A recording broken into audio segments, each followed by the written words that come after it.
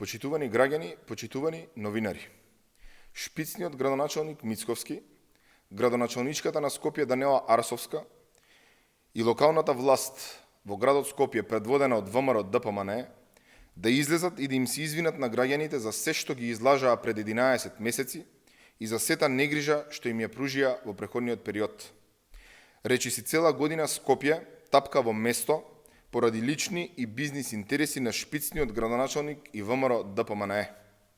Целата јавност е сведок дека приоритет на Арсовска и Мицковски им биле тендерите и личните интереси, а решавањето на проблемите на граѓаните на последно место.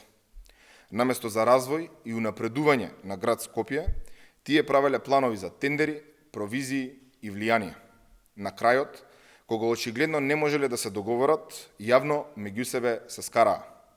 Последица, на нивните кавги се откажани, стопирани проекти и нереализирани ветувања во град Скопје. Заглавена е пречистителната станица за која Арсовска, Мицковски и ВМРО ДПМНЕ се расправаат околу провизиите за тендерот во вредност од 136 милиони евра. Брзиот автобуски транспорт во Скопје не се реализира, иако за него има одобрени средства, а нема ниту нови автобуси за кои Христијан Мицковски како шпицен градоначалник се пофали дека ги договарал. Недоправена стои и универзалната сала, иако за реконструкцијата има одобрено средства, а нема напредок ниту кај клучката во Момин поток и не се гради мостот на улица Љубљанска.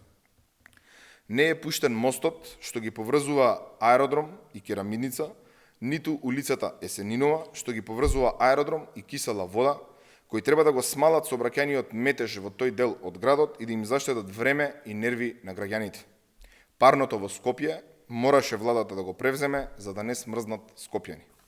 Сега ја знаеме причината зошто локалната власт на ВМРО ДПМНЕ, наместо да се занимава со решавање на проблемите на граѓаните, цела година се занимава со тендери и лични интереси. Најмалку што можат да направат е да им се извинат на граѓаните и да се фатат за работа за која граѓаните им ја дадоа својата доверба. Ви благодарам.